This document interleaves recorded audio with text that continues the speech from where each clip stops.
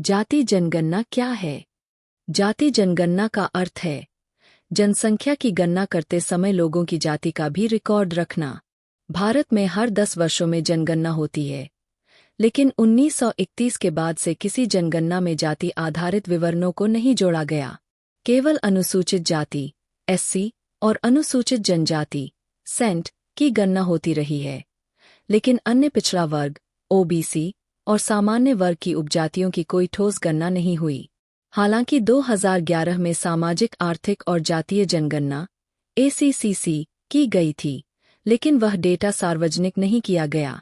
अब यदि मोदी सरकार जाति जनगणना कराती है, तो यह ओबीसी और अन्य जातियों की वास्तविक संख्या सामने लाने में सहायक होगी। जाति जनगणना के पक्ष में तर्क। सटीक आंकड़ों की आवश्यकता। सरकार यदि जातियों पर आधारित योजनाएं बनाना चाहती है, तो उसके लिए वास्तविक आंकड़ों का होना आवश्यक है। बिना सही आंकड़ों के नीतियां प्रभावी नहीं हो सकतीं। ओबीसी आरक्षण की समीक्षा। वर्तमान में ओबीसी को 27% आरक्षण प्राप्त है, लेकिन यह तय करने का कोई सटीक आधार नहीं है कि सभी जातियां इसमें समान रूप से लाभान्वित हो रही है या नहीं। जाति जनगणना से यह स्पष्ट हो सकेगा। सामाजिक न्याय को बढ़ावा। जातिगत असमानताओं को समझने और दूर करने के लिए डेटा जरूरी है।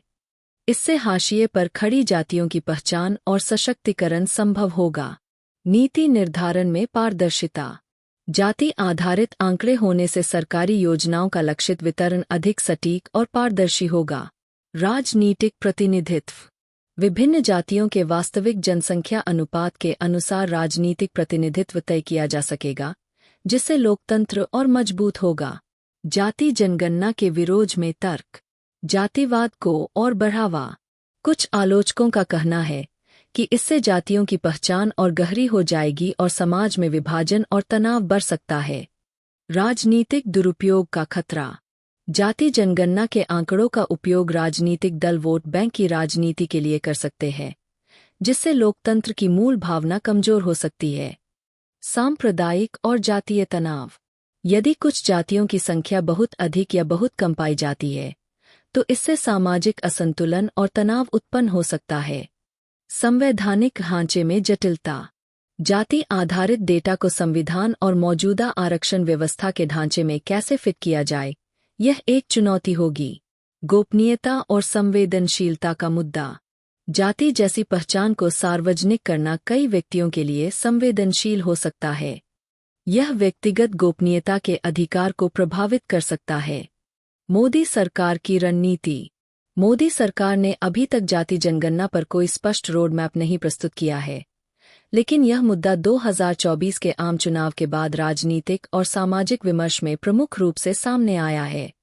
बीजेपी सरकार पहले जातिवाद की राजनीति से दूर रहने की बात करती थी, लेकिन अब राजनीतिक दबाव और ओबीसी समुदायों की मांगों को देखते हुए यह निर्णय लिया जा रहा है।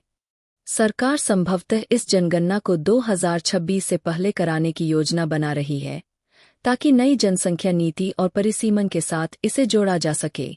यह कदम बीजेपी के लिए दोधारी तलवार साबित हो सकता है।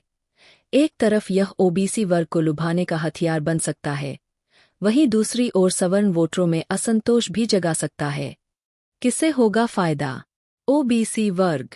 सबसे अधिक लाभ ओबीसी वर्ग को मिलेगा क्योंकि उनकी जनसंख्या की वास्तविक संख्या सामने आएगी।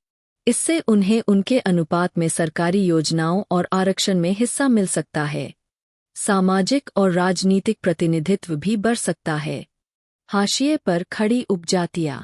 जिन उपजातियों को अभी तक कोई सरकारी सुविधा नहीं मिल पाई है, उनकी पहचान संभव हो सकेगी। राजनीतिक दल, विशेषकर क्षेत्रीय दल, जातिगत आंकड़ों के आधार पर नीतियां बनाकर वोट बैंक को मजबूत कर सकेंगे। नीति निर्धारक और अनुसंधानकर्ता। सामाजिक वैज्ञानिकों, नीति निर्माताओं और योजनाकारों के लिए यह डेटा अत्यंत उपयोगी होगा। किसे हो सकता है नुकसान? सवर्ण समुदाय, जनरल कैटेगरी। यदि ओबीसी की संख्या बहुत अधिक निकलती है, तो सवर्ण वर्ग को यह भय हो सकता है कि उनके लिए आरक्षण और अवसर और घट सकते हैं। समाज में प्रतियोगिता बनाम आरक्षण की बहस और तेज हो सकती है। बीजेपी के पारंपरिक मतदाता। भाजपा के कई समर्थक सवर्ण वर्ग से आते हैं, जिन्हें यह निर्णय नकारात्मक रूप से प्रभावित कर सकता है। जाति विहीन सामाजिक आंदोलन, जो संगठन जातिवाद के विरुद्ध कार्य कर रहे हैं, उन्हें यह जनगणना एक प्रतिगामी कदम लग सकती है। संवैधानिक जटिलता और आरक्षण पर पुनर्विचार। यदि जाति जनसंख्या आंकड़े बहुत भिन्न निकले, तो मौजूदा आरक्षण प्रणाली में बड़े बदलाव की मांग उठ सकती है, जिससे सामाजिक तनाव बढ़ सकता है। संभावित प्रभाव। सामाजिक प्रभाव। समाज में जाति आधारित पहचान मजबूत होगी। सामाजिक न्याय की मांगें बढ़ेंगी। आरक्षण को लेकर बहस तेज होगी। राजनीतिक प्रभाव। चुनावों में जातिगत समीकरण और अधिक प्रभावी हो सकते हैं। नए जाति आधारित राजनीतिक दलों का उभार संभव है। मौजूदा दलों की रणनीतियों में बड़ा बदलाव आ सकता है। आर्थिक प्रभाव। सरकारी योजनाओं के लक्ष्य और वितरण प्रणाली में बदलाव आएगा। हाशिए पर खड़ी जातियों को अधिक आर्थिक सहायता मिल सकती है।